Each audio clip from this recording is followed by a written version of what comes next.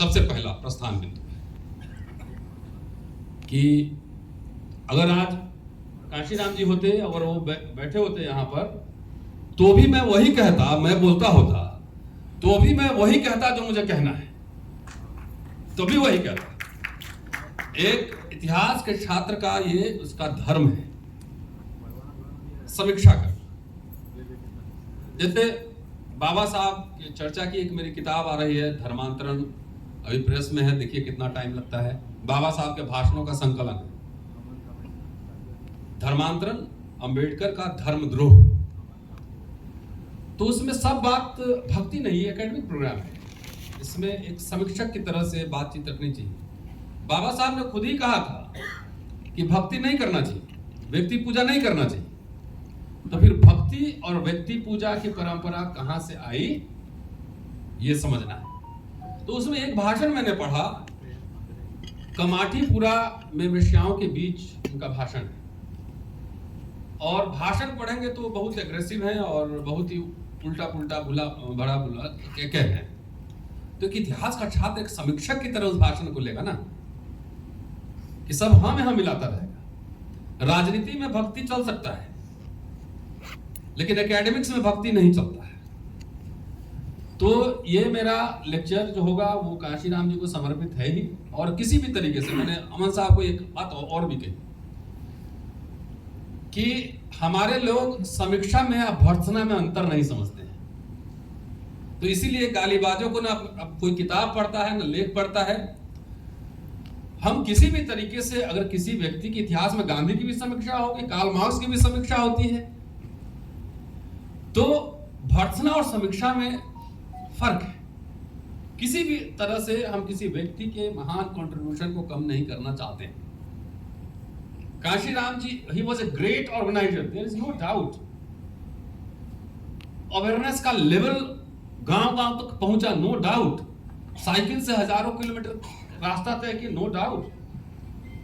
आजकल अनपढ़ नेताओं की फौज है, लेकिन वहां पे उन्होंने मैगजीन्स निकाले, नो, कोई इसको कंट्रीब्यूशन कम नहीं कर रहा।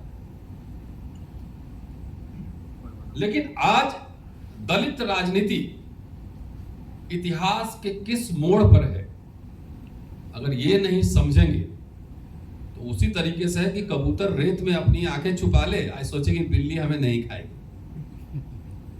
क्या खोया क्या पाया?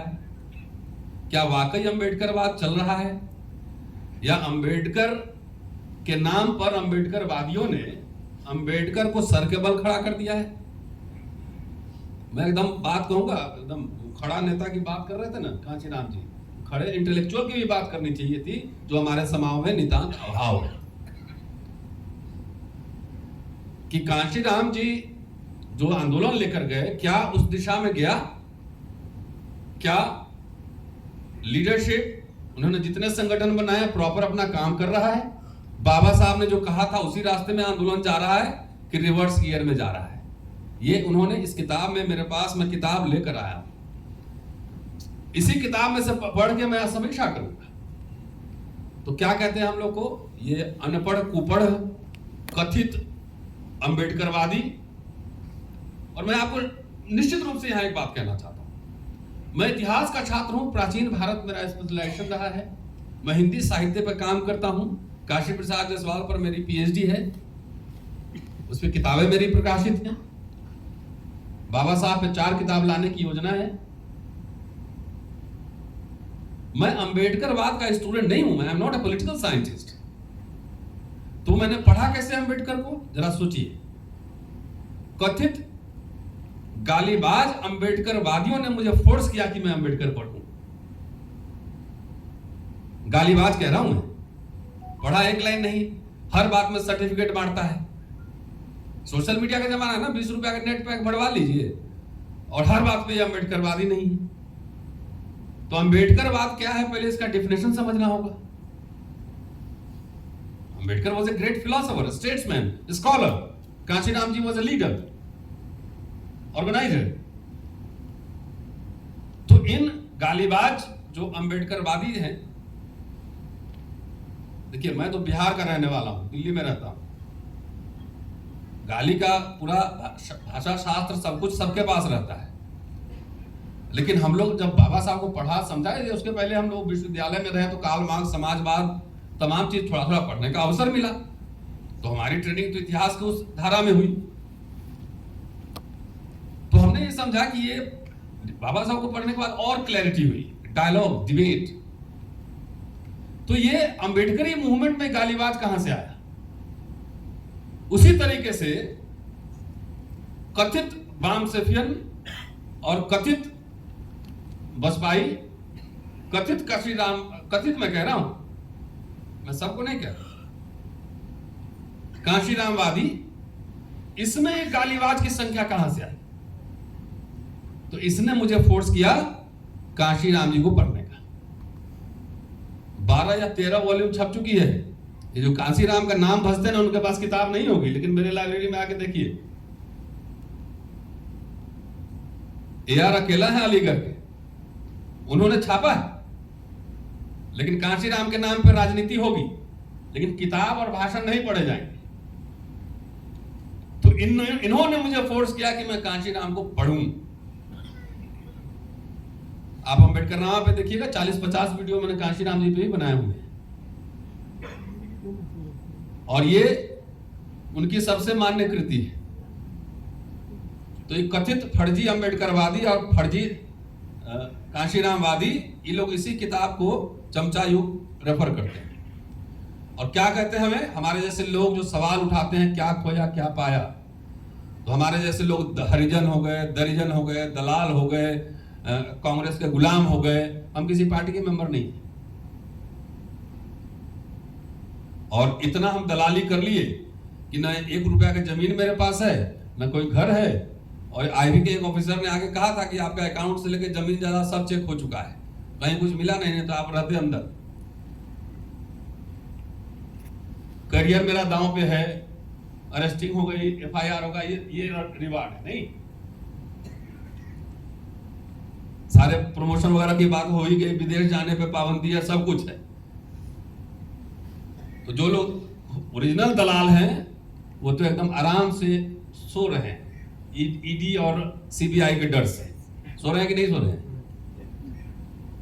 ओरिजिनल वाला। उनके चवन्नी छाप चमचे और दलाल, हमारे जैसे लोग जो अपना जेब से खर्चा करके सोशल मीडिया पे रहता है, घूमता है, बात कहता है, तो हम क्या हो गए? हरिजन दरिजन।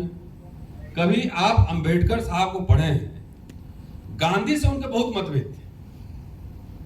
एमसी राजा का बहुत लोग नाम भी नहीं जानते होंगे। वो पहले एग्जीक्यूटिव काउंसिल के मेंबर, अंबेडकर से पहले वही थे, मद्रास के थे, शेड्यूल कास्ट थे, वो भी अस्पृश्य समुदाय के थे, परैया समुदाय के, उनसे भी मतभेद थे। खैर मोरे साहब की किताब में वो है, फिर बाबा साहब की किताब में भी। लेकिन क्या अंबेडकर ने गांधी के बारे में अपशब्द कहे?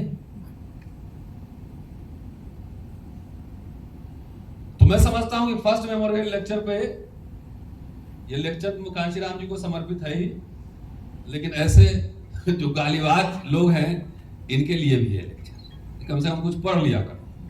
बगैर पढ़े हुए कोई आंदोलन आगे नहीं चलता है। बाबा साहब बंदूक लेके नहीं लड़के लाए थे। सबसे पहला मैं प्रस्तावना रखता हूं कि क्या इंडिपेंडेंट दलित पॉलिटिक्स संभव है? इंडिपेंडेंट दलित पॉलिटिक्स, बहुजन एक टेम्पररी पॉलिटिकल वर्ड था, फ्रेज था, बहुजन। क्या वाकई बहुजन है? दूसरा प्रश्न, जो समस्या बैकवर्ड लीडरशिप में towards the untouchables, schedule caste, जो अंडरस्टैंडिंग बाबा साहब के जमाने में थी, जो 60 के दशक में थी, क्या वो कमी हुई है या वैसे बरकरार है? क्या बैकवर्ड क्लासेस के लोग दलित को अपना लीडर मान सकते हैं आज भी हिस्टोरिकली? तो जो बहुजन पार्टी बना, उसका जो हर्ष हुआ है वो हर्ष होना ही था। इसलिए मैं कहता हूं कई बार, बाबा साहब ने ये पार्टी बनाई थी ना, जो हर्ष हुआ शेड्यूल कास्ट फेडरेशन में, उनके जीवन काल में ही झगड़े शुरू हो गए थे। उनके जीवन काल में ही इमारत फंड के लिए जो पर्ची फाड़े जाते थे, चंदा लिए जाते थे, वो चंदा लेके भाग जाने वाला उस जमाने में भी हो गए, बाबा साहब के जमाने में। ये सब उन्हीं ने लिखा है। मैं किताब का पन्ना लेके आया हूं, बोलिएगा तो बता दूंगा कि चंदा चोर उस समय भी थे। और रिपब्लिकन पार्टी का जो हाल हुआ वो तो आपने देखा है। तो ये पार्टी बनी, एक विजन बहुत साफ था, क्लियर था। यस, 85 का नारा है, 85 90 हम लोग कहते रहे, लेकिन वाकई ये क्या 85 कल्चरली सोशली एकजुट है? आप जब बहुजन की बात करते हो तो खंड खंड में जाति है, अब तो जात जात के नेता हो गए। चूंकि ये पॉलिटिकल एक अलायंस था, तो कांशीराम जी के जाने के बाद सब जात जात का चस्का लग गया था ना, खाली राजनीति करने का। मैं कांशीराम जी की इस बात से एकदम 100% सहमत हूं कि नॉन पॉलिटिकल रूट्स मजबूत होनी चाहिए। लेकिन मुझे लगता है कि नॉन पॉलिटिकल रूट्स मजबूत करने से पहले उन्होंने पार्टी बना दी, और जैसे प्री मैच्योर बेबी होता है ना, शायद वही हो गया, शायद वही हो गया। जिसकी कल्चरल रूट्स, बाबा साहब ने अपने अंतिम दिनों में क्या कहा कि अब मैं धम्म प्रचार में लगाऊंगा, मैं शिक्षा के काम में मैं लगूंगा। राजनीति पर उनका ध्यान बहुत कम था। अगर 1942 से शेड्यूल कास्ट फेडरेशन की स्थापना से लेके आगे देखेंगे तो राजनीति पे कम फोकस कर रहे थे, पीपल्स एजुकेशन सोसाइटी पे ज्यादा फोकस कर रहे थे, बुद्धिस्ट सोसाइटी ऑफ इंडिया पे ज्यादा फोकस कर रहे थे, धर्मांतरण पे ज्यादा फोकस कर रहे थे। तो सब में राजनीति की भूख लग गई, तो अब किसी भी तरीके से आरएसएस हो, बीजेपी हो, कुछ दे दो, इस चक्कर में बहुजन कहां गया? Bahujan is a myth now, fact को हमें स्वीकारना होगा। आप देखिए 1980-82 के बाद, मैं तो उस समय बच्चा था, 10 साल का रहा हूं। आज क्या लग रहा है प्राइमा फेसी? ब्लू गमछा लपेट के अमूमन दलित राजनीति भगवा पालकी ढो रहा है। Am I right or wrong? Blue गमछा पहन के अम्बेडकर का नाम लेके जय अम्बेडकर, जय बाबा साहब, जय काशीराम, और रथ किसका ठेल रहा है? भगवा रथ ठेल रहा है। ये है रियलिटी। अब बोलूंगा तो खराब लगेगा। हिंदू राष्ट्र बनाने में इन कथित अम्बेडकरवादियों ने होड़ लगाई हुई है। ये मालिक हमारे कंधा पर है, हमारे कंधा पे आई। और बैकवर्ड पॉलिटिक्स भी कह रहा हूं, ढोने में दूसरा कंधा इस समाजवादी लोग भी दिए। हिस्ट्री उठा के देख लीजिए। जयप्रकाश नारायण ने सर्टिफिकेट दिया ना आरएसएस को, लेजिटिमाइज किया ना मिलके, तो वहां से समाजवादी लोग निकले, तो अल्टीमेटली गए किधर? ज्यादातर लोग अभी सब आरएसएस बीजेपी का पालकी ढो रहे हैं। और आपके यहाँ अम्बेडकर वाले लोग अठावले साहब हैं, वो तो 1 नंबर पे चल रहे हैं। हमारे बिहार में एक है चिराग पासवान, वो तो हनुमान ही बन के गदा लेके घूम रहा है। और कुछ लोग जहां पे खुल के नहीं है तो अप्रत्यक्ष रूप से मदद कर रहा है, अप्रत्यक्ष रूप से। और सब लोग जानते हैं कौन है। अरे जो पॉलिटिशियन आंदोलनकारी जेल जाने से डरेगा वो पॉलिटिक्स करेगा। हिंदू राष्ट्र की अवधारणा में दलित कहां रहेंगे? बैकवर्ड में थोड़ा कम बोल रहा हूं कि बैकवर्ड लोग के पास थोड़ा अपर कास्ट का फीलिंग भी है, जमीन भी है ना, संसाधन भी है, तो उनका काम तो चल जाएगा। ये दलित आप लोग जो बैठे हुए इसमें ज्यादातर दलित होंगे। हिंदू राष्ट्र में आप कहां रहिएगा? जरा ये सोचिए।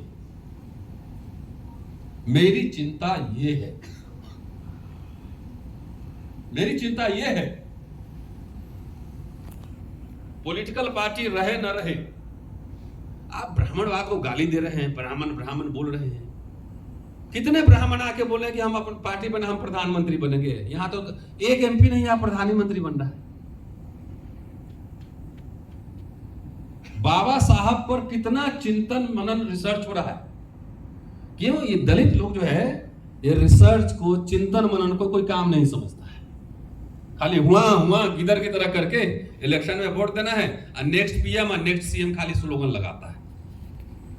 अरे जिसका लीडरशिप यूनिवर्सिटी से नहीं आएगा, जिसका लीडरशिप जो है 22-25 साल में लड़के अंग्रेजी नहीं बोलेंगे, लिखेंगे नहीं, वो कहां से हुक्मरान बन सकता है? कौन एक गलत सपना दिखाया कि आरक्षण देने वाला बनेगा? This is a wrong interpretation. आप मुझे बाबा साहब की किसी किताब में कहीं एक लाइन बता दीजिए जो उन्होंने कहा हो कि हम आरक्षण देने वाला बने। वो बैकवर्ड पॉलिटिक्स को उसी समय पहचान गए थे। 1932 में जब कॉमनवेल्थ अवार्ड आया और जब अस्पृश्यों के पृथक निर्वाचन मंडल को स्वीकार कर लिया गया, यह मैं इतिहास दृष्टि से समालोचना कर रहा हूं, तो पिछड़े वर्ग के लोगों ने कहा कि मुझे भी उसमें शामिल कर लीजिए। हिंदी का वॉल्यूम 10 जाकर देख लीजिएगा, उसमें सब मेंशन है। टाइटल है उसका, करोड़ों की आबादी को नकारने का प्रयास। उसी टाइटल से मैं बोल रहा हूं। तो पिछड़े वर्ग के लोग बोले कि मुझे भी इसमें शामिल करो। तो बाबा साहब ने अस्पृश्यों ने कहा कि देखिए ये आया है अस्पृश्यों के लिए, आप अपने लिए अलग मांगिए, हम आपको समर्थन करें। ये उचित बात थी। और इसका कारण यह था कि उन्होंने कहा कि मद्रास में और बॉम्बे प्रोविंस में 1920 में पिछड़ों के लिए आरक्षण ऑलरेडी लागू हो चुका था। लेकिन कहते हैं कि पिछड़े वर्ग के लोग नहीं माने इस बात को, बोले कि मुझे वो अस्पृश्य वाला में डालो। तो जब अस्पृश्यों ने उनकी बात नहीं मानी तो कहना कि ब्राह्मणों से ज्यादा कूद कूद कर इन पिछड़े वर्गों ने हम लोग का विरोध किया पृथक निर्वाचन क्षेत्र का। यह ऐतिहासिक तथ्य है। इतना पिछड़ा लीडरशिप है देश में, एक दलित सीएम नहीं है, पीएम बनने का ख्वाब देख रहे हैं। कूद कूद कर विरोध किया। ये तो हाल है। तब भी बाबा साहब का देखिए, उनकी गुरु कौन थे? बुद्ध, कवि फूले। उनके स्पॉन्सर कौन थे? गायकवाड़, साहू जी महाराज। बाद में उन्होंने पैसे दिए अखबार निकालने के लिए। तो जब वो संविधान बनाने लगे और उन्होंने मराठा टेम्पल एक संदेश लिखा था, पिछड़े वर्ग के लोगों ने कहा था कि आप हमारे मैगजीन के लिए एक संदेश लिखिए। तो उन्होंने संदेश लिखा था और उसमें जो उन्होंने बताया था वो दिलचस्प है। उनको संदेश ये लिखा था कि भाई दुनिया भर में ये मैं लेके आया दिखाने के लिए, कम से कम ये समझ लीजिए, डॉक्टर बाबा साहब अंबेडकर का मराठा मंदिर को संदेश।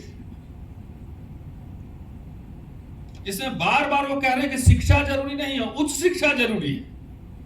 कि लड़की के शिक्षा से कोई आंदोलन नहीं हो सकता, आप संविधान नहीं लिख सकते। सब पेज नंबर के साथ लाए मोहम्मद साहब।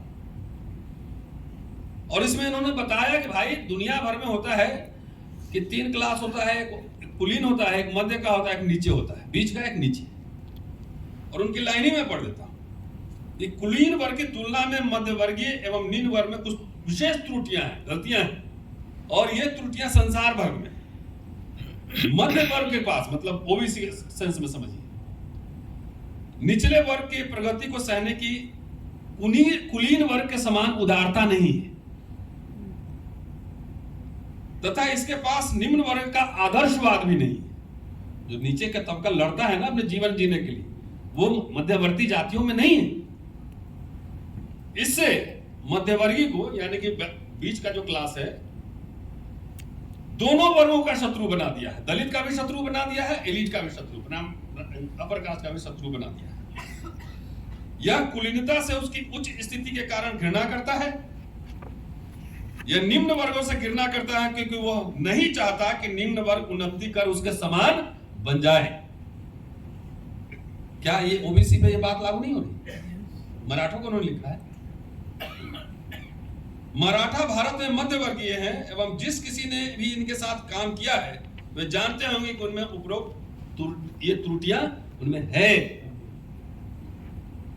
मराठों के पास 2 ही विकल्प है, या तो ऊपर जाकर शामिल हो जाओ, नहीं तो नीचे वालों से मिलो और ऊपर वाला का जो वर्चस्व है उसको उखाड़ फेंको। बैकवर्ड पॉलिटिक्स कहां है आज? और दलित को लेके बैकवर्ड पॉलिटिक्स का पर्सपेक्टिव क्या है? क्या खत्म हो गया? जो इशारा 1947 में बाबा साहब कर रहे थे वो दूर हो गया? हम बहुजन हो गए? जब सोशली कल्चरली, जो कांशीराम कहते थे कि रूट्स पहले मत, जब तक हम सोशल डेमोक्रेसी नहीं लाएंगे, बैठ के खाना नहीं खाएंगे। लखनऊ के भाषण में उन्होंने कहा, जिसका कोट कांशीराम जी ने किया है, मैं बताऊंगा, कि सवाल रोटी बेटी का नहीं है, जिसको मर्जी जहां खाना खाओ जैसे मर्जी, लेकिन कम पॉलिटिकल रूप से यूनाइट तो हो जाओ। आज यूनाइट तो हो रहा है लेकिन सीएम हम ही बनेंगे। ये उदारता दिखाइए कि भाई पार्टी हमारी है लेकिन हमारी पार्टी की ओर से सीएम दलित होगा, तब बात बनेगी। इससे बढ़िया तो बीजेपी वाला देखिए कितना बढ़िया रणनीति बनाता है। सिर्फ एक ब्राह्मण है सीएम, दो ठाकुर सीएम, सब जगह। अब देखिए हरियाणा का मंत्रिमंडल बनाया, क्योंकि हमारे लोग जानता है ना, हमारे दलित बैकवर्ड को जानता है कि इन लोगों को मंत्री बना दो, इसी में खुश रहता है, इसको स्कूल कॉलेज यूनिवर्सिटी नौकरी से कोई लेना देना नहीं। और हमारी दिलचस्पी उल्टा है। मेरी दिलचस्पी नौकरी में है, मेरी दिलचस्पी पढ़ाई में है, मेरी दिलचस्पी हॉस्पिटल में है, इसमें है। हमारे मंत्री हमारे जात मेरा भाई हो ना हो कोई फर्क नहीं पड़ता, डजंट मैटर। मंत्री सीएम पीएम मिनिस्टर बनके क्या करेगा इससे मुझे फर्क पड़ता है, चाहे वो 2 रूम के रहे चाहे 50 रूम के बंगले में। मेरी दिलचस्पी यहां पर। तो ये आरएसएस बीजेपी वाला अच्छा समझ गया है कि सबको कुछ नहीं, इसके जात का एक खाली मंत्री बना दो, पूरे जात ही जो है खुश रहता है। तो इसलिए जिम्मेदारी आप सबकी है, जो स्थिति है इसके लिए जिम्मेदार आप भी उतने ही। मैंने तो कॉन्स्टिट्यूएंट क्लब में एक शपथ दिलवाई थी लोकसभा चुनाव के पहले, शपथ लो कि बाप भाई कोई भी अगर बीजेपी से खड़ा होगा, आरएसएस का होगा, उसको हरवाएंगे अपना पैसा खर्चा करके। ये वैचारिक क्लैरिटी है। और ये आइडिया मैंने अपने घर में नहीं बनाया है, बाबा साहब को पढ़ के ही सीखा है। तो मेरी चिंता यह है कि दलित सबसे निचला तबका है समाज का, और वो हल्ला किए जा रहा है कि देश का हुक्मरान बनना है, हमें देने वाला मिट बनना है। तो बीजेपी आरएसएस तो बढ़िया से जानता है कि सब हंसता है, सब लुटियन जोन में बैठ के कि बताओ ये सब का खाली अब चड्डी छोड़ के बाकी धीरे धीरे उतार रहा है। तब भी कह रहा है कि भजन गाय, भांग पी के भजन गाया जा रहा है, हुक्मरान बने। क्या महाराष्ट्र से जो फॉरेन जाने का स्कॉलरशिप जो दलित बच्चों को मिलता था, उसमें राइडर लग गया है क्रीमी लेयर। आपको पता है ये बात कि 5 लाख से ज्यादा, ईडब्ल्यूएस का 8 लाख, अब दलित का 5 लाख। 5 लाख इसका मतलब क्लास 4 एम्प्लॉय के बच्चों को भी विदेश जाने के लिए पैसा नहीं मिलेगा। कोई आंदोलन है? खाली डफली बजा के नाचने से कि हम सीएम पीएम बनेंगे नहीं होता है। आपके आने वाली पीढ़ी का पूरा इंतजाम कर दिया है तबीयत से। ये सब सोच लिया था कि सरकारी स्कूल कॉलेज में पढ़ के ही चंदा देने वाला वर्ग तैयार हुआ है। आप सब जितने पढ़े, कोई इंग्लिश मीडियम में नहीं पढ़ा हुआ है, काट छोड़ के सब हम लोग सरकारी स्कूल के ही पढ़े हुए हैं। फ्री में पढ़े थे कि नहीं? अब वजीफा मिला था कि नहीं स्कूल में? मिला था, मुझे भी मिला। आज अपने बच्चों को सरकारी स्कूल में पढ़ाएंगे? नहीं पढ़ाएंगे। क्यों? ये कब सोच में आया? तो समझ गया कि सरकारी स्कूल से पढ़ के बाबू लोग फ्री में पढ़ता है, सरकारी नौकरी में आता है, और वही बसपा को, कांशीराम जी को और बामसेब को चंदा देता है। तो एक काम करो, पहले सरकारी स्कूल खत्म करो। ब्राह्मणवाद खाली गाली देने से जो सीखने की जरूरत है ना, हजारों साल से कैसे सरवाइव कर रहा है, तो सरकारी स्कूल पहले खत्म कर दिया। अब जो लोग देश का हुक्मरान बन रहे हैं, 1-2 जनरेशन बाद चंदा देने वाला क्लास ही खत्म हो जाएगा, उसके बाद डफली बजाते रहना। वो मुझे दिख रहा है ना, कॉन्ट्रैक्चुअल हो गया ना, आधा नौकरी। पहले दिल्ली यूनिवर्सिटी में एडहॉक पढ़ाते थे, 1.25 लाख रुपए तनख्वाह, और आज जो है ना हिंदू राष्ट्र बनने वाला है। अब चाहे ब्राह्मण हो चाहे दलित हो, ज्यादातर तो अपर कास्ट ही है, 40,000 रुपए पे गेस्ट लेक्चर पढ़ा रहा है। मजे आएंगे ऐसे? ये लड़ाई किस बात के लिए हम लोग लड़ रहे हैं? 40,000 पे आएंगे, और वो भी गेस्ट, 2 महीना पढ़ाओ, भागो इधर से। संविदा पे सारे आ गए, सब कुछ खत्म हो गए। और अभी भी ये बात अगर दलित समाज को नहीं समझ में आ रही है तो मुझे चिंता हो रही है। मैं पॉलिटिकल आदमी, मेरी एक पॉलिटिकल समझ है, तो पॉलिटिकल समझ होना, पॉलिटिकल आदमी होना, इसका मतलब नहीं है कि खाली चुनावी होना होता है। चुनाव लड़ने वाले लोग ज्यादातर आजकल गैर राजनीतिक लोग हैं, पॉलिटिकल लोग नहीं। मैं ये कह रहा हूं, उल्टा कह रहा हूं। कांशीराम जी बढ़िया काम किए, सब कुछ किए, लेकिन विरासत जो है कहां छोड़ के गए? कोई इंटेलेक्चुअल पोलित ब्यूरो था? आइए, वर्धन साहब के हॉल में बैठा हुआ तो पोलित ब्यूरो सब तो आना ही चाहिए। दलितों का कोई पोलित ब्यूरो बना? कोई थिंक टैंक बना? एक व्यक्ति को आपने सत्ता उत्तराधिकार घोषित किया, बाबा साहब ने उत्तराधिकार घोषित किया था? है? नहीं किया था। और जाके वॉल्यूम 18 देख लीजिए उनकी चिट्ठियां, अपने बेटा को धमकाते थे वो कि तुम्हारे ऊपर मुकदमा करेंगे, बेटा भतीजा दोनों को, कि जो भूषण प्रिंटिंग प्रेस का पैसा है, जो जनता अखबार का पैसा है, लोगों का है, ये हमारा व्यक्तिगत पैसा नहीं, एक हेराफेरी नहीं होना चाहिए। जाके देखिए पत्र रखा हुआ, उन्होंने उत्तराधिकार दिया। तो उत्तराधिकार देने की परंपरा अंबेडकरवाद है कि नहीं है, ये आपके ऊपर मैं छोड़ता हूं। ये राजतंत्र है। आपने जिसको उत्तराधिकार दिया, उत्तराधिकार तो मनुवाद में चलता है ना, राजतंत्र में चलता है, जब मनुस्मृति है। जब संविधान है तो डेमोक्रेटिकली होगा ना। आपके सामने खाली सवाल मैं छोड़ रहा हूं, इसलिए समीक्षा को कोई गाली नहीं है, भर्त्सना नहीं है। उत्तराधिकार सौंपना तो जो है वो तो राजतंत्र में होता है। राजतंत्र मतलब मनुस्मृति का काल। और आपने जिसको उत्तराधिकारी बनाया उसने भी उत्तराधिकारी बना दिया। तो आज कांशीराम जी रहते हैं यहाँ पे, तो मैं बोलता नहीं यही बात उनके सामने। नाराज होते, हमसे नाराज नहीं होते, तो इंटेलिजेंट आदमी थे, स्मार्ट थे, हैंडसम आदमी थे। ये सवाल नहीं उठेगा। बाबा साहब के नाम पर जितनी राजनीति हुई है, अभी मैं समझ रहा हूं, मुझे लगता है कि कथित अंबेडकरवादियों ने बाबा साहब को सर के बल खड़ा कर दिया है। उनके नाम पे सारे गैर अंबेडकरवादी काम हो रहे हैं। This is my understanding. मैं तो दीक्षा भूमि में एक बार प्रोग्राम था, तो सर समय कितना है बता दिया जाएगा, अभी किताब पे नहीं है, 15-20 मिनट, तो मैं इसको अब समराइज कर दूं, चलता हूं। मैंने कहा था कि महाराष्ट्र के लोगों को तो बाबा साहब ने सबसे ज्यादा दिया, सारे संस्थाएं यहीं खुली, ठीक है, people's education society, Bhushan printing press, सारे अखबार। आज प्रदीप अगलावे साहब से मिला है, इतना शानदार काम उन्होंने किया है, आपने देखा, पूरा जनता अखबार को उन्होंने प्रिंट किया है फिर से, उनको बधाई दीजिएगा। तो महाराष्ट्र में दिया, लेकिन जो बाबा साहब छोड़ के गए, क्या संस्थाएं उसी तरीके से काम कर रही हैं? कर रही है। पीपल्स एजुकेशन सोसाइटी काम कर रहा है। जिस लेवल पे मिलिंद कॉलेज और सिद्धार्थ कॉलेज को बाबा साहब छोड़ के गए थे, उस लेवल का काम हो रहा है उसमें।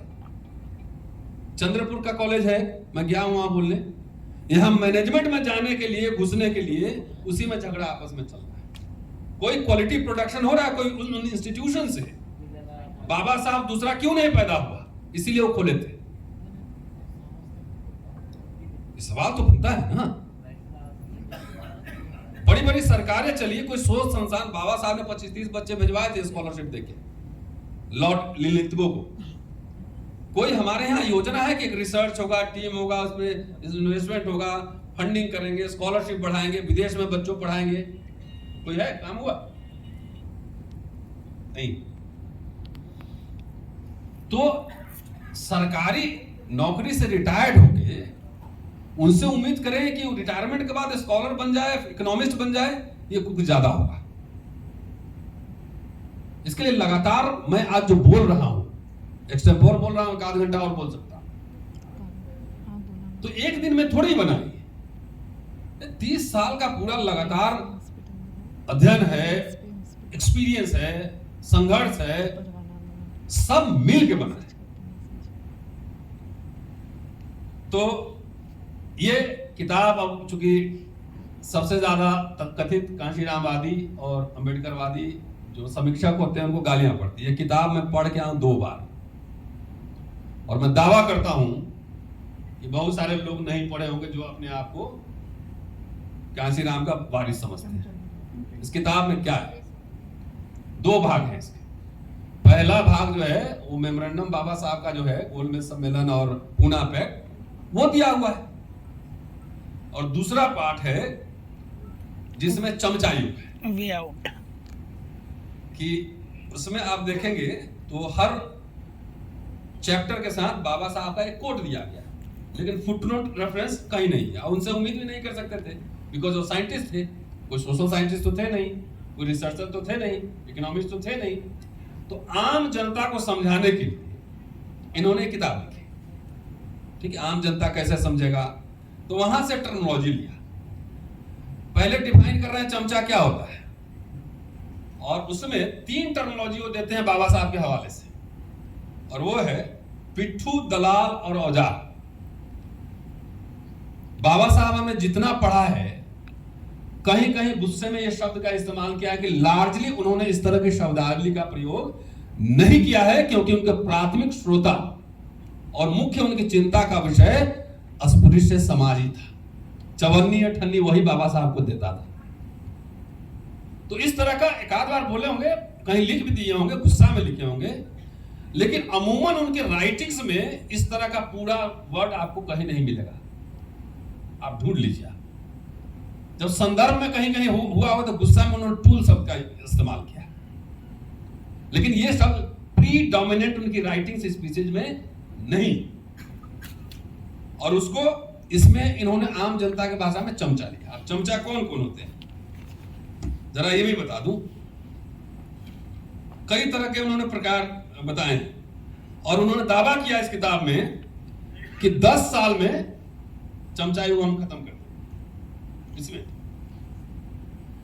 तो 82 से 92 तो खत्म हो जाना चाहिए था। इसी सवाल इसी किताब से उठाता हूं, खत्म हुआ कि बढ़ा?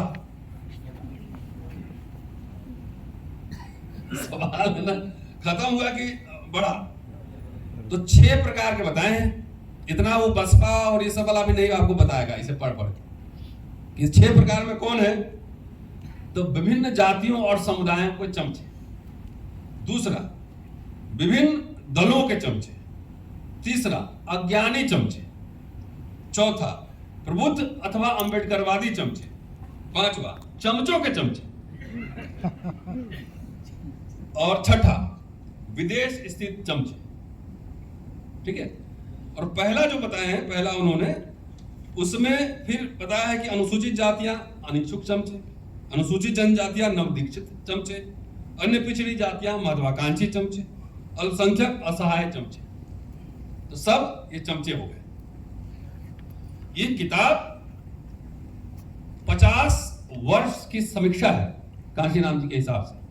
ये चमचा युग 1932 में शुरू हुआ और 1982 तक का ये समीक्षा है।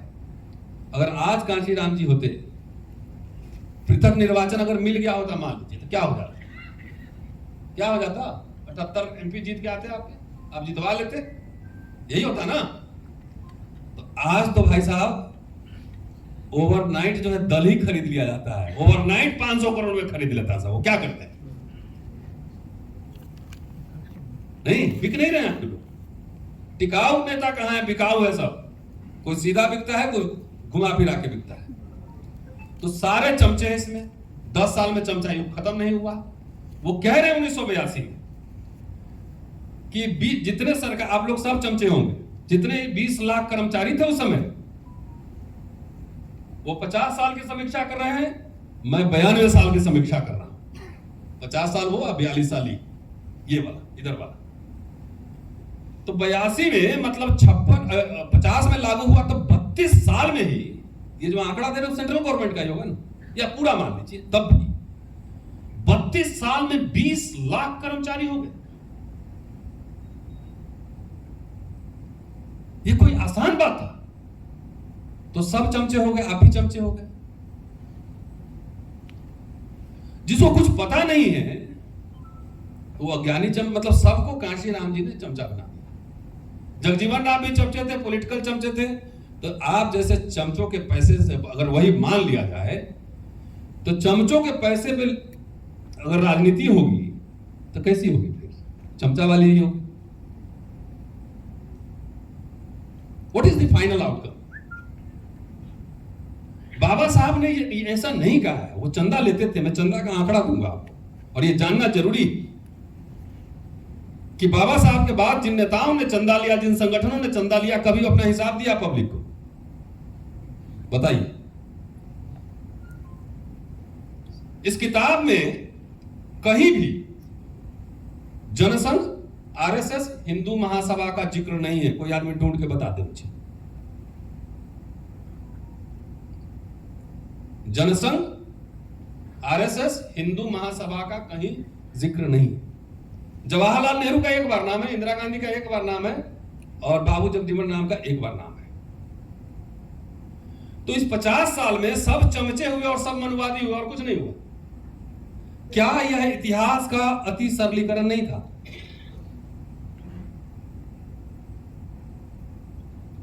शायद कांशीराम जी ऑर्डिनेंस फैक्ट्री में जो झगड़ा हुआ उसको उन्होंने बहुत पर्सनल ले लिया। ये कांग्रेस को उखाड़ फेंकना है, शायद, मुझे लगता है। ये खुद ही कह रहे हैं कि 20 लाख कर्मचारी हुए और कर्मचारी से चंदा भी उन्होंने दिया। तो सब चमचे कैसे हो गए? दूसरी बात, सरकारी बाबू लोग बनते हैं तो उसको क्रांति करने की इजाजत होती है। प्रोटोकॉल होता है ना, ऑफिस का प्रोटोकॉल होता है। आप पॉलिटिक्स नहीं कर सकते। तो क्या बीसीओ रिजाइन करके आप फिर सब क्रांति करने जाता है? ये रियलिस्टिक है? ये 20 लाख का जो मिडिल क्लास तैयार हुआ, अफर्मेटिव एक्शन के थ्रू हुआ। इसलिए मैंने पहली प्रस्तावना दी थी कि क्या दलित इंडिपेंडेंट राजनीति कर सकता है देश में? मेरा जवाब है नहीं। गलत जी। कर सकता है। हाँ, कर सकता है, तो करके राजा ही बन सकता है। बाबा साहब अंबेडकर पहले लोकसभा चुनाव में समाज सोशलिस्ट पार्टी से समझौता किए थे। और यह भी बता दूं कि उन्होंने कहा था कि एकांगी राजनीति कभी सफल नहीं हो सकता। पता है कि नहीं आपको? नहीं पता है? अभी बता देता हूं। एकांगी राजनीति सफल नहीं हो सकता। ये देख लीजिए, उन्हीं का भाषण है, मेरा नहीं है। दलित अकेले बल पर एक देश, एक राज्य का मुख्य ट्राइबल बन सकता है, लेकिन दलित नहीं बन सकता है। क्योंकि कोई ऐसा प्रदेश नहीं है जहां आपकी आबादी 50% से ज्यादा हो। है भी अगर मान लो तो सब यूनाइटेड वोट देगा क्या? नहीं देगा। तो इसलिए यही वैल्यू जजमेंट होता है, बगैर सोचे समझे गलत। इतिहास में गलत सही नहीं तो समीक्षा होती है। बाबा साहब ने समझौते की बात की थी, सोशल अलायंस की बात की थी, पॉलिटिकल अलायंस की बात की थी। आज क्या कह रहे हैं? कांग्रेस की और बीजेपी की औकात नहीं कि अकेले चुनाव लड़ सकता है। और दलित डफली बजा रहा है कि हम अकेले लड़ लेंगे, अकेले सरकार बना लेंगे। आप किसकी मदद कर रहे हैं वो हम सब जानते हैं, सारे लोग जानते हैं। बाबा साहब जितने लोग हैं काडर वाले लोग, what Gandhi and Congress have done to the untouchables किताब लेके चलते हैं। तो उसके बाद डॉक्टर अंबेडकर से ज्यादा कांग्रेस से कोई नहीं लड़ा होगा, थ्योरेटिकली एंड पॉलिटिकली बोथ। लिख के भी ना, किताब लिखा उन्होंने बकायदा, आंकड़े दिए, डेटा दिए। तो ये हमको कोई बताएगा कि किताब लिखने के बाद फिर कांग्रेस मंत्रिमंडल में शामिल क्यों हुए? इस सवाल का जवाब ढूंढिए। कांशीराम जी ने लखनऊ का भाषण इस किताब में जिक्र किया है, लेकिन आधा अधूरा जिक्र किया है। क्यों शामिल हुए? तो कांशीराम जी कांग्रेस बाबा साहब कांग्रेस से लड़े, कांग्रेस मंत्रिमंडल में शामिल हुए और दलित राइट्स को प्रोटेक्ट किया। ठीक है साहब।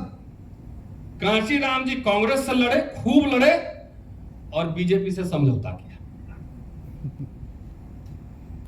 ये मैं नहीं कह रहा हूं, हिस्टोरिक फैक्ट है।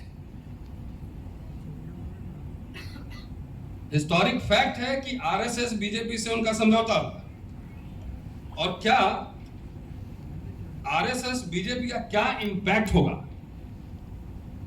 हिंदू राष्ट्र क्या होगा, ये कांशीराम जी को पता नहीं हुआ, ऐसा मैं मानने के लिए तैयार नहीं। जब मेरे जैसा अदना सा आदमी इस बात को समझ सकता है तो उनको भी जरूर पता होगा। बाबा साहब का अनुसूचित जाति का घोषणा पत्र 1951 का उस समय तक छप चुका था और 1951 से पहले 1943 में जब कोई लेबर मेंबर थे तो इंडियन लेबर फेडरेशन के भाषण में सितंबर में दिल्ली में उन्होंने कहा था, कांग्रेस से तो लड़ ही रहे थे, कांग्रेस की पार्टी वही थी, लेकिन उसके साथ साथ उन्होंने कहा था कि हिंदू महासभा जैसे संगठनों से बच के दूर रहना चाहिए। शेड्यूल कास्ट फेडरेशन का जो मैनिफेस्टो है उठा के पढ़िए, पॉइंट नंबर 54, अनुसूचित जाति संघ हिंदू महासभा या राष्ट्रीय स्वयं सेवक संघ जैसे प्रतिक्रियावादी पार्टियों के साथ गठबंधन नहीं करेगा। अनुसूचित जाति संघ, पूरा तीनों पार्टी के बारे में पढ़ दे रहा हूं, इसलिए मत बोलिए मैंने कुछ छुपा दिया। अनुसूचित जाति संघ कम्युनिस्ट पार्टी से भी समझौता नहीं करेगा क्योंकि उनका उद्देश्य व्यक्ति की स्वतंत्रता एवं संसदीय प्रजातंत्र को समाप्त कर उसके स्थान पर तानाशाही स्थापित करना है। डॉक्टर अंबेडकर पर्सनल लिबर्टी को बहुत महत्व देते थे, तानाशाही किसी फॉर्म में बर्दाश्त नहीं था। तीसरा, यहां पे कांग्रेस का नाम उन्होंने नहीं लिखा है, इशारा किया है, इसका मतलब दिमाग में कुछ चल रहा होगा।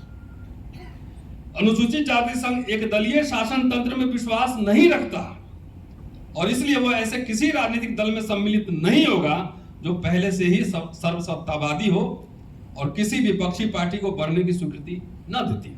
ये कांग्रेस की ओर इशारा है क्योंकि वही सबसे बड़ी पार्टी थी उससे, लेकिन नाम नहीं लिया।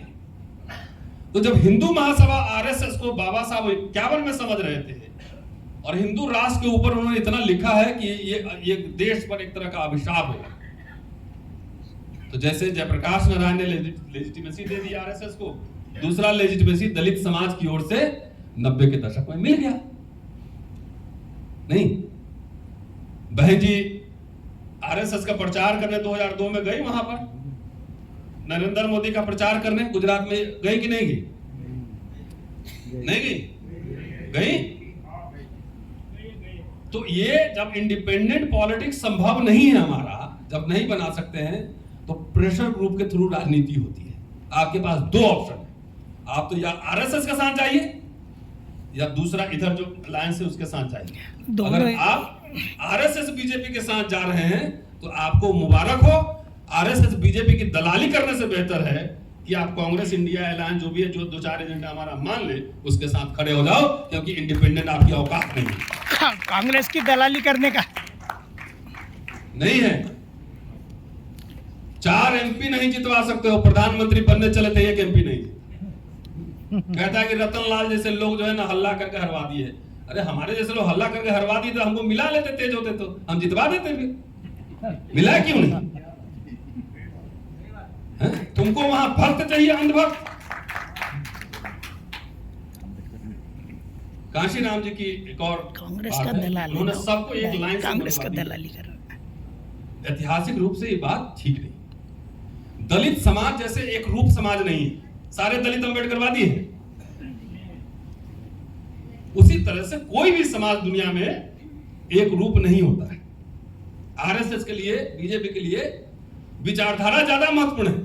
वो ब्राह्मण भी मर गई ना, गौरी लंकेश ब्राह्मण ही थी ना वो। जो उससे एग्री नहीं करेगा वो किसी को भी नष्ट कर सकता है। संजीव भट्ट जेल में है कि नहीं जेल में? भीमा कोरेगांव के बहुत सारे आरोपी सब दलित हैं क्या? नहीं, सब जेल में है। तो ये समझना कि सारे दलित होंगे यहां। बाबा साहब के जमाने में महार, मांग और चमार सब लड़ाई उस समय भी चल रही थी, आज भी। ये खत्म हो गया क्या? तो आंख मत बंद कीजिए, आंख खोल के आप बात कीजिए, दिमाग खोल के बात कीजिए। सारे एक ही विचार के हैं, पासी, खटीक, पासवान, रविदास, सब एक ही विचार है। तो ये आपने कैसे सोच लिया कि सारे सवर्ण जो है दलितों के शत्रु ही हैं? खाली शत्रु मत तलाशिए, कुछ दोस्त भी तलाशिए। मैं यहाँ बाबा साहब कहां से चंदा लिए थे, ये मैं आपको पढ़ के मैं सुना देता हूं। मैं बहुत तैयारी करके आया हूं, क्योंकि अमन साहब को बोले थे कि बहुत वहां हंगामा हो सकता है, तो पेज नंबर के साथ आया। चमचाएज का वे आउट बताइए, चमचाएज का वे आउट। कांशीराम जी ने आपके पास होगा। हाँ, कांशीराम जी ने वे आउट बताया चमचाएज का। मैं एकेडमिशियन हूँ। वे आउट क्या है? वे आउट है उसमें है तो दिख गया ना, आरएसएस के साथ जाके मिलके वे आउट निकल। अरे आप तो कांग्रेस के साथ में मिले हुए। हाँ तो ठीक है, अच्छा है, सीधा बोल। हाँ ठीक है, शांत बैठिए अभी। हाँ ठीक है, बेहतर है ना। हाँ ठीक है, बोलो बोलो बोलो। ऐसा है, सुन लीजिए आप। बोलो। थोड़ा और नहीं, अरे वो जब डायरेक्ट चमचे थे बाबा साहब 1956 में उनका परिनिर्वाण हो गया, सही है? हाँ ठीक है, और हाँ ठीक है, ओके, शांत रहिए। ठीक है, शांत रहो। हाँ शांत रहिए। हाँ ठीक है, सुनते, ओके, हाँ ठीक है, बिना पढ़े लिखे, हाँ ठीक है, समझे हुए, ठीक है ना, आप ही जैसे लोग। अरे सुन रहे, बैठो, सुन रहे, राइट्स को खत्म करवाया है। अरे बैठे, सुन रहे। पहले सुनिए। आवाज बंद नहीं, ठीक है, ओके, आवाज नहीं कराई। ये सारे मनुवादी थे, तो संविधान सभा में तो सारे मनुवादी थे। एक मिनट भाई साहब, शांत रहिए। सारे मनुवादी थे, सुन लीजिए। नहीं, एक मिनट। सारे मनुवादी थे, सरदार जी भी मनुवादी होगा? नहीं। संविधान सभा में सब लोग मनुवादी थे, तो आरएसएस पे जवाहरलाल नेहरू के समय में बैन क्यों लगा? अगर जवाहरलाल नेहरू मनुवादी थे तो फिर मनुस्मृति ही लागू कर देते, डॉक्टर अंबेडकर को क्यों लाए संविधान सभा में? दिमाग लगाओ भाई। वो सोशलिस्ट थे, यूरोपियन डेमोक्रेसी लिबरलिज्म से प्रभावित थे, आरएसएस को डिफीट किया, हिंदूवादियों को डिफीट किया संविधान सभा में। वो सारे सवर्णी थे, खाली अंबेडकर एक स्पेशल। ये सोचिए जरा सा, समझ गए? कुछ पता नहीं है। बाबा साहब स्टेट एंड माइनॉरिटी उन्होंने लिखा, जवाहरलाल नेहरू को दिया कि भाई हो सकता है संविधान सभा में नहीं आऊं तो हमारे शेड्यूल कास्ट के डिमांड है, जरा देख लेना भाई। जवाहरलाल नेहरू ने किस्तों में उसको इंप्लीमेंट किया। 56 में चला गया, 56 में बैंक का राष्ट्रीयकरण हो गया था, प्रीवी पर्स खत्म हो गया था, लैंड रिफॉर्म्स हो गया था, पीएसयूज बन गए थे। सेल भेल गेल जो चमचा सब पैदा हुआ, जो कांचीराम जी को, बसपा को, अबाम सेपियन को पैसा दिया, वो कहां से आया? अगर इंदिरा गांधी जिस समय बैंक का नेशनलाइजेशन कर रही थी, उस समय कितने दलितों के बैंक थे, जरा बताइए मुझे। तो बैंक का नेशनलाइजेशन की तो उसे दलितों का क्या नुकसान हुआ?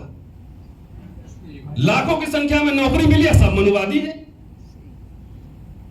प्रीवी पर्स खत्म किया तो कितने देश में राजे रजवाड़े दलित थे जिनका प्रीवी पर्स खत्म हो गया, ये बताइए मुझे।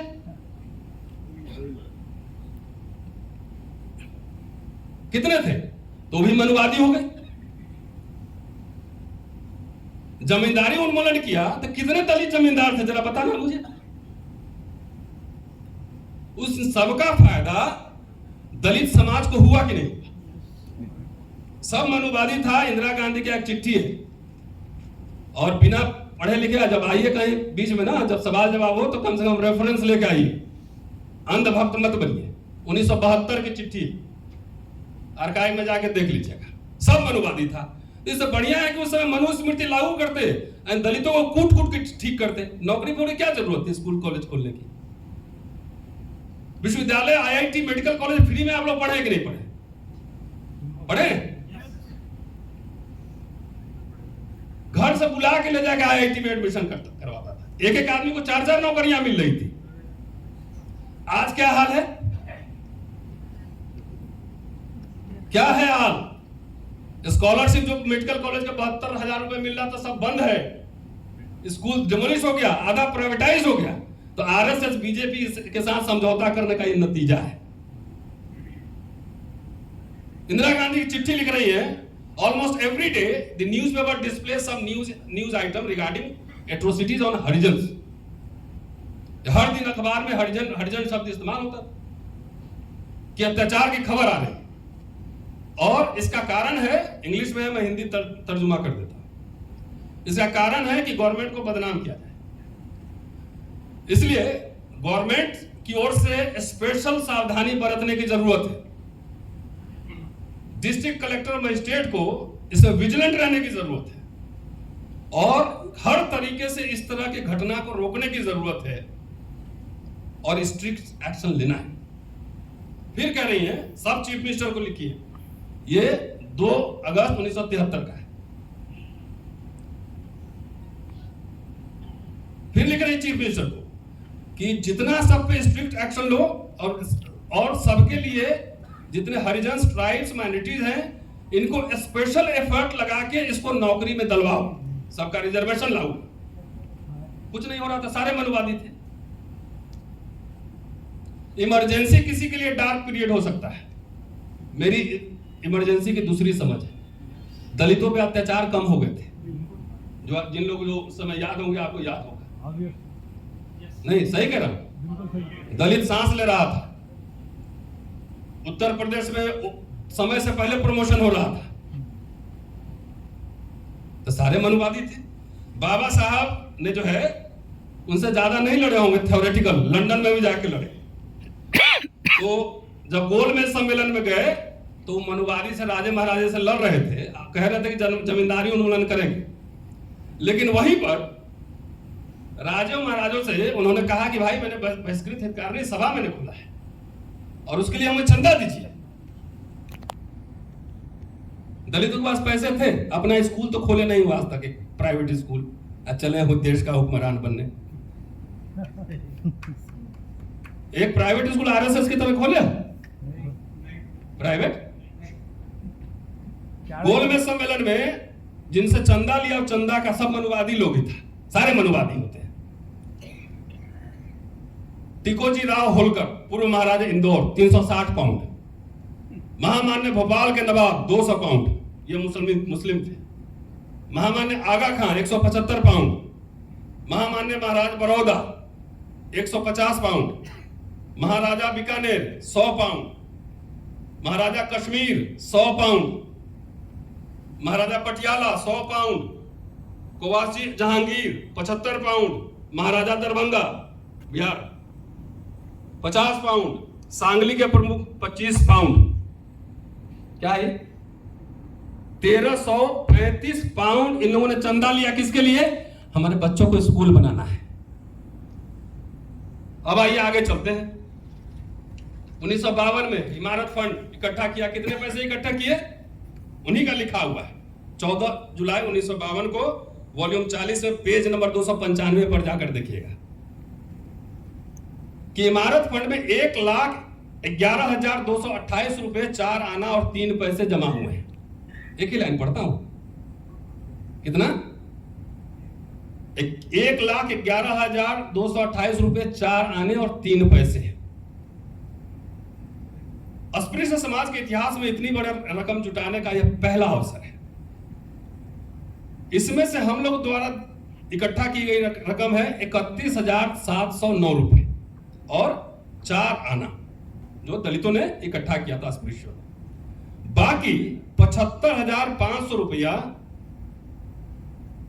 75,500 रुपए की रकम मैंने ऊंची जाति के अपने दोस्तों से इकट्ठा की।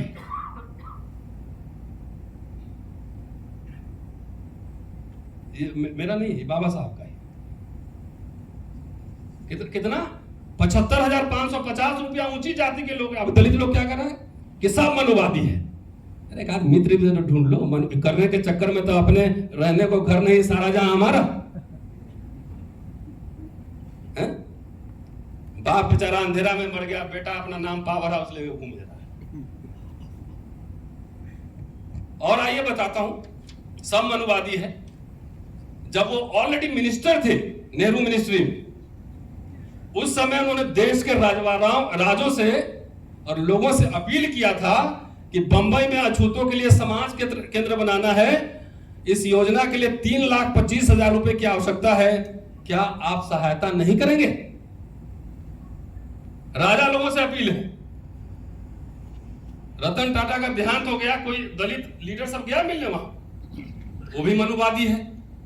तो बड़ौदा भी मनुवादी थे, साहू जी महाराज भी मनुवादी हो गए, सब मनुवादी हो गए। अब तुम ही खाली बैठे हुए समतावादी।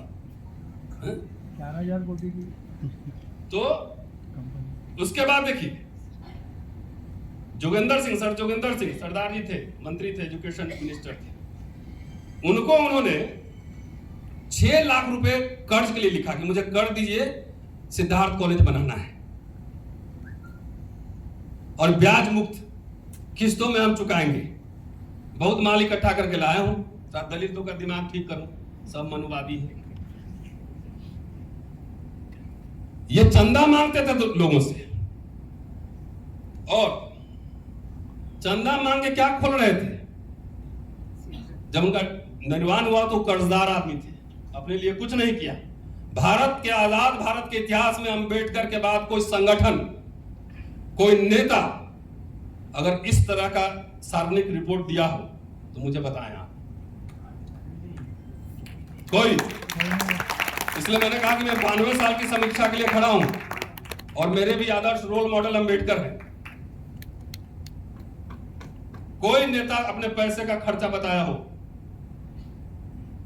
तो अंबेडकर बात को सर के बल खड़ा किया कि नहीं किया? बाबा साहब ने कब कहा था कि हम आरक्षण देने वाला बनेंगे? क्योंकि ये सब जब तक जो है नहीं समझेंगे, बाबा साहब ने कहा मांगना है। बाबा साहब ने मेमोरेंडम दिए, डेलीगेशन लेके गए कि we are minority in national life. ये कह रहे थे बाबा साहब, वो नहीं कह रहे थे मैं बहुसंख्यक हूं। भाई जब इंडिपेंडेंट लेबर पार्टी से शेड्यूल कास्ट फेडरेशन क्यों बना, पता है आपको? नहीं पता होगा ना। कि जब क्रिस्प मिशन आया भारत कैबिनेट मिशन, तो सब अपना हिंदू रिप्रेजेंटेटिव, मुस्लिम रिप्रेजेंटेटिव जा रहे थे कि हमारा ये हक है, हमारा ये डिमांड है। तो उन्होंने अंबेडकर साहब से पूछा कि आप किसको रिप्रेजेंट कर रहे हैं? तो बोले इंडिपेंडेंट लेबर पार्टी। बोला ऐसा क्या है, ये तो इसके लिए लेफ्टिस्ट लोग हैं, वामपंथी हैं, आप कहां हैं? तब उन्होंने शेड्यूल कास्ट फेडरेशन बनाया, इंडिपेंडेंट लेबर पार्टी को भंग करके, और उसके बिहाफ पे मेमोरेंडम दिया, अनुसूचित जातियों की शिकायतें लिखा। नहीं लिखा तो ऐसे बना। उनका भाषण है कि मैं पढ़ के सुना देता हूं, क्योंकि हमारे वोट की अब कोई कीमत नहीं, औकात नहीं, कोई बार्गेनिंग पावर नहीं। जो भी कुछ दलितों के लिए करता है ना, उसको भी मनवादी ही कह देता है। और अपने पास कोई रजवाड़ा है नहीं, बैंक है नहीं, अडानी अंबानी है नहीं, स्कूल है नहीं, कॉलेज है नहीं, खाली जो है ना पता नहीं क्या पी के सब नशा में आ जाता है कि ओवरनाइट हुक्मरान। न स्टॉक मार्केट में आदमी है, न यूनिवर्सिटी में इंटेलेक्चुअल है, न एक इतिहासकार है, न एक अर्थशास्त्री है, न एक पॉलिटिकल साइंटिस्ट है, न अंग्रेजी में आर्टिकल लिखने वाला है, न एलीट क्लास से कम्युनिकेट करने वाला है। प्रधानमंत्री बनेंगे, राजा बन जाएंगे? अरे भाई 40 साल में जो पाया था डॉक्टर अंबेडकर के एफर्ट से, वो सब खो दिया हमने। ये हमारी चिंता का विषय है, कोई पीएम बने ना बने, फॉरगेट अबाउट दैट। क्योंकि विश्वविद्यालय में क्रिटिकल माइंड का निर्माण होता है, इसीलिए विश्वविद्यालय को ध्वस्त किए जा रहे हैं। कि अब हमारे जैसे लोग कुछ आ रहे हैं ना, तो 1000 लोग आएगा तो उसमें से एक आधी ढंग का निकलता है। सब लोग नहीं बनते, सब लोग क्रांति में नौकरी में आके क्रांति नहीं करेगा। एक आधी 2 स्कॉलर होता है। तो उनका भाषण है, जरा सुन लीजिएगा गौर से,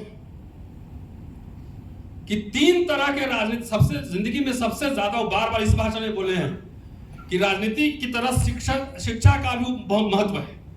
किसी समाज की उन्नति उस समाज के बुद्धिमान, कुछ घर गुजरने का मादा रखने वाले उत्साही युवकों के हाथ होती है। इस दिशा में सोचते हुए कुछ वर्षों से मैं राजनीति की तरफ थोड़ा कम ध्यान देकर शैक्षिक संस्थाओं की ओर ज्यादा ध्यान दे रहा हूं। मुंबई में सिद्धार्थ कॉलेज शुरू किया। सिद्धार्थ कॉलेज में फिलहाल 2400 छात्र पढ़ रहे हैं। उनमें से 160 छात्र हमारे हैं। तो अपर कास्ट को काहे पढ़ा रहे थे? वो जब अपॉइंटमेंट टीचर कर रहे थे बोला कास्ट उस कुछ नहीं होगा, जो मेरिट वाला होगा ले लेंगे। इसी भाषण में कह रहे हैं कि उच्च शिक्षा का होना बहुत महत्वपूर्ण है। कितना नेता उच्च शिक्षा लिए हुए? नेता बनने की शर्त है, उन्होंने नेता बनने का शर्त भी रखा है कि हमारे कार्यकर्ताओं को चाहिए कि वो राजनीतिक, आर्थिक और धार्मिक समस्याओं का बारीकी से अध्ययन करें। बजट में आजकल दलित लोग का नाम भी नहीं आता है। पहले फ्रंट छपता था, शेड्यूल कास्ट जो कंपोनेंट प्लान है इतना छप मिला, अब छपता है कि तो सब समझ गया है कि सब हुक्मरान क्या बनेगा, ये सब हुक्का राम बनेगा, सब काट दो, बजट खत्म करो। तो सुन लीजिए, डॉक्टर अंबेडकर के शब्द है, मेरे नहीं है, और यह है 16 जनवरी 1949 कि 3 तरह के राजनीतिक हक हम मांगते रहे। पहला, हमारे प्रतिनिधियों को विधिमंडल में शामिल किया जाए। दूसरा, जनसंख्या के अनुपात में सरकारी नौकरियों में आरक्षण मिले। तीसरा, अलग चुनाव क्षेत्र मिले। इनमें से केवल एक बात नहीं हो पाई, हमें अलग चुनाव क्षेत्र नहीं मिले। इससे हमारा भाग्योदय खंडित होता है, भाग्य खंडित होता है, ऐसी बात नहीं, मैं ये नहीं मानता। जो मिलता है उसे लेकर अधिक मांग करते रहना चाहिए, मांग करते रहना चाहिए। पहनूंगी तो जरी वाली साड़ी और नहीं तो नंगे बदन रहूंगी, इस कहावत जैसी मानसिकता नहीं रखनी चाहिए। तब दलित में वही आ गया है कि बनेंगे तो पिए, नहीं तो नंगे रहेंगे। तो आरएसएस समझ गया कि राधा के न 9 मन तेल होइए न राधा नचिए। ये बाबा साहब के शब्द हैं, मेरे नहीं है, कि मांग के डिमांड करना चाहिए, प्रेशर ग्रुप करना चाहिए। तो अब कह रहे नहीं, किसी से बात नहीं करेंगे, कोई डिमांड नहीं करेंगे, हम राजा बन जाएंगे तो उस दिन सब कुछ ठीक हो जाएगा, सारे ब्राह्मणों को विदेश भेज देंगे, कहीं कुछ कर देंगे, अलबल बोलता रहता है।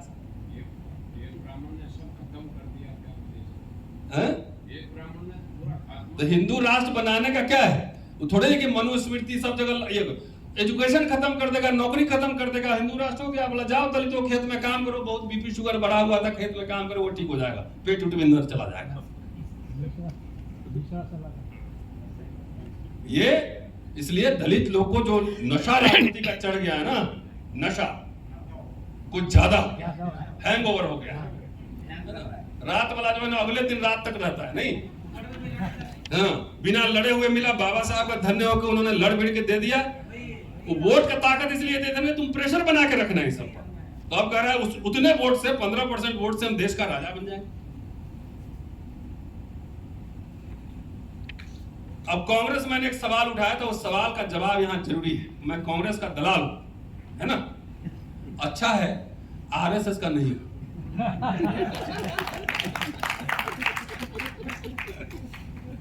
ठीक है ना, ये तो चलेगा। भाई साहब उधर गुस्सा आ रहे थे, गुस्सा मत होइएगा। अच्छा है आरएसएस बीजेपी का नहीं, क्योंकि आजकल ब्लू गमछा लपेट के आरएसएस का पालकी ढो रहा है, सब हिंदू राष्ट्र का पालकी ढो के ला रहा है और सारे कुछ खत्म हो रहा है। मैंने एक लाइन कही थी कि बाबा, अंतिम खत्म कर रहा, कि बाबा साहब कांग्रेस से लड़े, कांग्रेस में शामिल हुए मंत्रालय में, और उसका कारण यहां पे दिया लखनऊ के भाषण में। कांशीराम जी कांग्रेस से लड़े, आरएसएस से समझौता किया और एक उत्तराधिकार बना दिए राजतंत्र की तरह। तो उसके बाद आरएसएस धीरे धीरे धीरे धीरे दलित पॉलिटिक्स में निकल गया, है ना। तो हिंदू राष्ट्र आपको मुबारक हो, आप रहिए, मुझे मुबारक नहीं है। जेल जाएंगे, गिरफ्तारी होंगी, हमले होंगे, तब भी इनके खिलाफ दलितों में ब्लू गमछा पहन के जो भगवा रथ घूम राम के खिलाफ हमारी जो है यलगार जारी रहेगा। लड़ेंगे इसके खिलाफ, चाहे वो हमारा भाई क्यों ना हो, चाहे हमारा रिश्तेदार क्यों नहीं।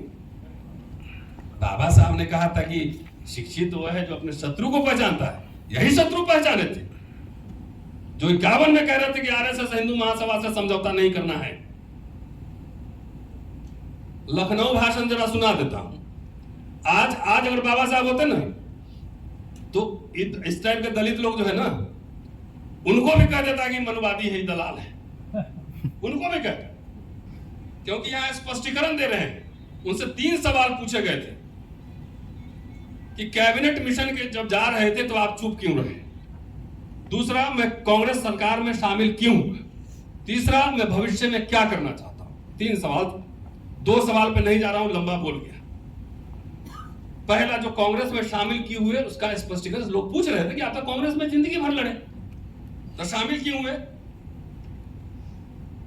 कह रहे हैं, मुझसे पूछा जाता है कि कांग्रेस के खिलाफ 25 साल लड़ने के बाद भी मैंने इस नाजुक मौके पर मौन रहना पसंद क्यों किया। इसका कारण है कि हम लोग बटे हुए थे, पंचमागी थे, 5th कॉलमनिस्ट थे। इतनी औकात थी दलितों की, और उसमें कई धाराएं थी, उस समय भी उतनी ताकत नहीं थी। कांग्रेस के बारे में लिख रहे हैं कि उस समय ऐसे शक्तिशाली संगठन से मतभेद रखना हमारे हित में नहीं था। पावर ट्रांसफर हो रहा था।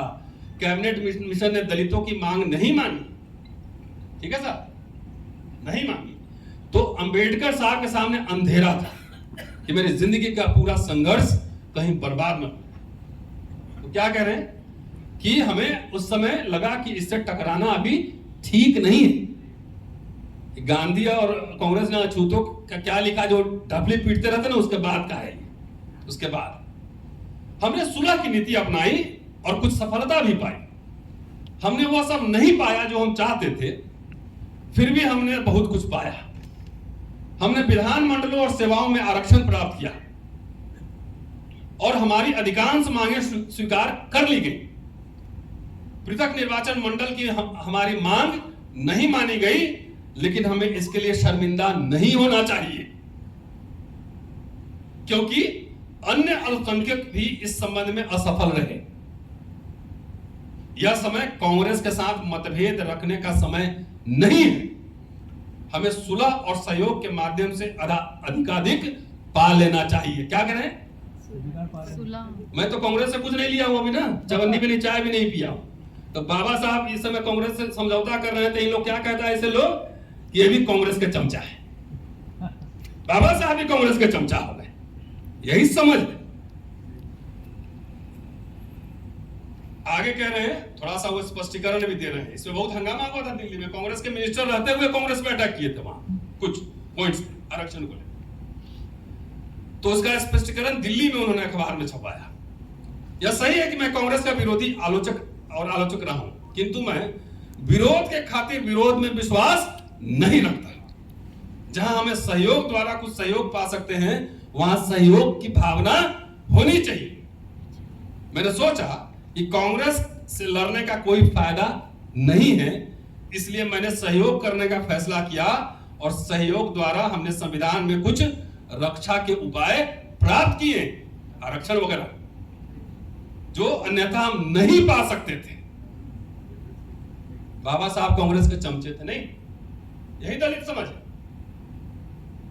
तो कांग्रेस से समझौता किए, 56 में परिनिर्वाण हो गया। जवाहरलाल नेहरू ने बड़े बड़े सार्वजनिक संस्थाएं बनवाई, एम्स बनवाया, इंजीनियरिंग कॉलेज खोले, डैम्स खोले। नौकरी मिली कि नहीं मिली? अगर नहीं खोलते तो आप मजदूरी करते रहते। इंदिरा गांधी के जमाने में जितनी नौकरियां मिली, जो ये बात कर रहे हैं अंबेडकर, उसी को मैं एक्सटेंड कर रहा हूं। तो आज क्या मिल रहा है? इस पे सोचिए, चिंता। आप सब पढ़े लिखे प्रबुद्ध लोग हैं। आज मिला कि गया, पहले दोनों में से तय कर लीजिए। गया। भाई के लिए 4000 कोटी की कंपनी बनाएंगे। बस इतना ही समाप्त करता हूं। और चलते चलते बहुत लंबा समय ले लिया, लगता है 1 घंटा बोला हूं, ज्यादा। अभी और मटेरियल था, लेकिन छोड़ देता कि इसलिए क्लैरिटी होनी चाहिए। ये कांशीराम जी का इंटेंशन सही रहा, मैं इंटेंशन पे डाउट नहीं कर रहा, लेकिन एक चीज को परसीव करने के लिए जो सामने वाला क्लास है उसमें एक मैच्योरिटी का लेवल होना चाहिए।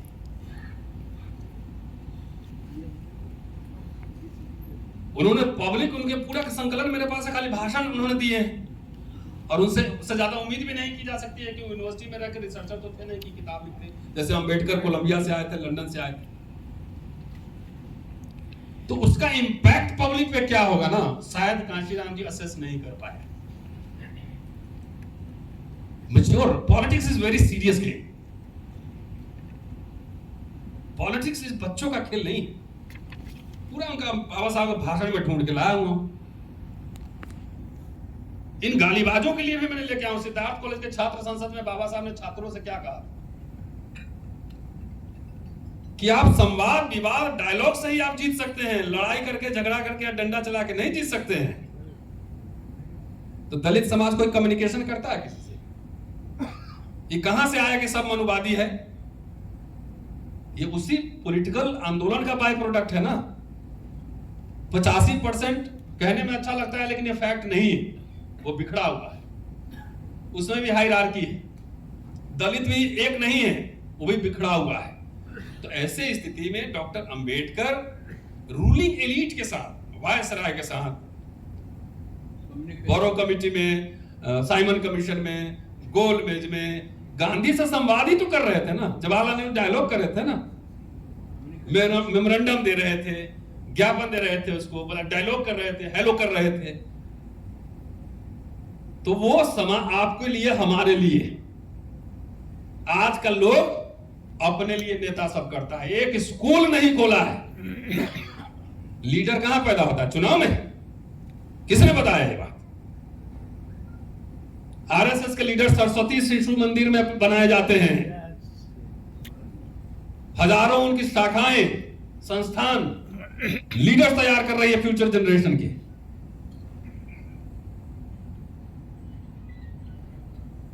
बोलता हूं खड़ी खड़ी तो लगता है कि हम कांग्रेस के दलाल हैं। अभी तक चाय भी नहीं पी उनका।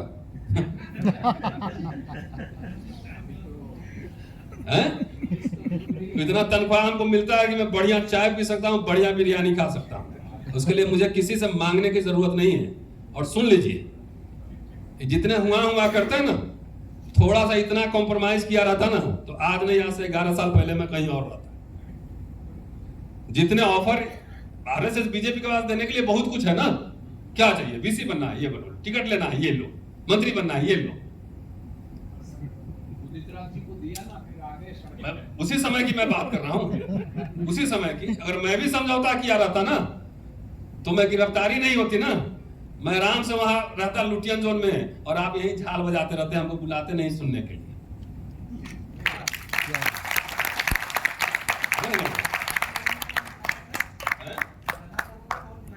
हाँ, कौन बुलाएगा?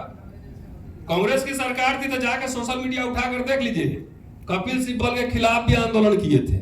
आपके नेता कोई आंदोलन नहीं करते हैं, सड़क पे नहीं आते हैं। बाबा साहब के आंदोलन नहीं करते थे। अस्पृश्य जमात की कितनी आंदोलन उन्होंने किए, सड़क पे उतरे। किसानों का, मजदूरों का सब सभाएं लिए आंदोलन किए। बॉम्बे में मार्च किया पूरा। चीफ मिनिस्टर खड़े हो जाके मेमोरेंडम दिया। कौन दलित नेता आंदोलन कर रहा है? करे नहीं, जेल जाए बाबू, जेल जाने बहुत डर लगता है। जेल जाने डर लगता है, घर में रहो, छोड़ो ये सब। मैंने इसलिए पहले कहा कि कांशीराम जी को इंपैक्ट नहीं पता था कि अनपढ़ समाज है, इसको अगर नशा हम लगा देंगे तो नशा का डिस्ट्रक्टिव यूज कर सकता है। हर आदमी से पूछिए तो सब विधायक ही बनना चाहता है। हर आदमी एमएलए एमपी बनना चाहता है। जिनके पास कोई क्वालिटीज नहीं है, कुछ नहीं है, वो बनना चाहता है। भाई मुझे फोन आते हैं बम्बई से कि भाई साहब मुझे भी, कई जगह से मुझे भी जाना है उस हाउस में। हमने करते क्या हो? तो ऑटो चला रहा हूं अभी। 12वीं पास लीडरशिप है। तो हम बोले भैया कम से कम ओला उबर जैसा एक ऑटो का ही तुम खोल लेते कम से कम। तो नहीं, सबको हर 2 आदमी मिलकर, महाराष्ट्र में तो और 2 आदमी मिलकर 3 पार्टी बना रहा है। एक अकेले अकेले, दोनों कॉमन मैन बना। ठीक कह रहा हूं? अगर मैं रहता, मेरे साथ 5 लाख लोग खड़े रहे, तो मेरे पास क्या ऑप्शन होगा? या तो मैं बार्गेन करके बेच लूं सबको, या दूसरी बात हम चलो रामलीला ग्राउंड में। ठीक है जी, ताकत दिखाओ, सरकार को मेमोरेंडम देंगे, 5 डिमांड हमारे हैं, लगाओ, हमारे 1000 बच्चे जाएंगे विदेश पढ़ने, मैनिफेस्टो में डालो। Foreign scholarship 1000 free of cost, हमारे बच्चे जाएंगे। नवोदय विद्यालय खुला ना, दलितों ने कोई खोला, कोई स्टेट में भी खोला, सीएम पीएम बन गया, क्या करोगे? नहीं पीएम बन जाएंगे तब करेंगे। आरएसएस 50 साल बाद की प्लानिंग करके बैठा है। तो हम लोग बार्गेन करेंगे सत्ता से कि रिजर्व प्राइवेटाइजेशन रोको। अगर आरएसएस बीजेपी से मिलना ही था तो क्या जरूरत थी अटल बिहारी वाजपेयी की सरकार गिराने की? एक वोट से गिर गए। बोलते कि भाई हम समर्थन दे रहे हैं, लेकिन आप 30% जो सरकारी ठेका है उसमें SC ST को दोगे, ये तो रख सकता है शर्त? तो उससे अरबपति बनते कुछ हमारे। इस समाज के पास जो है नोबेल प्राइज जीतने का ख्वाब नहीं है, कोई प्राइवेट हवाई जहाज हमारे पास ये ख्वाब नहीं है। खाली क्या ख्वाब है?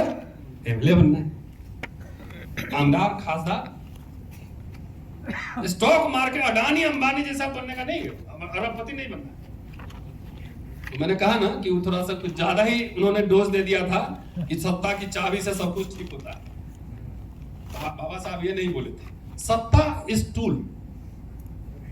अल्टीमेटली तो कांशीराम जी जो बात बाबा साहब को उठाया कि cultural social transformation is the real thing.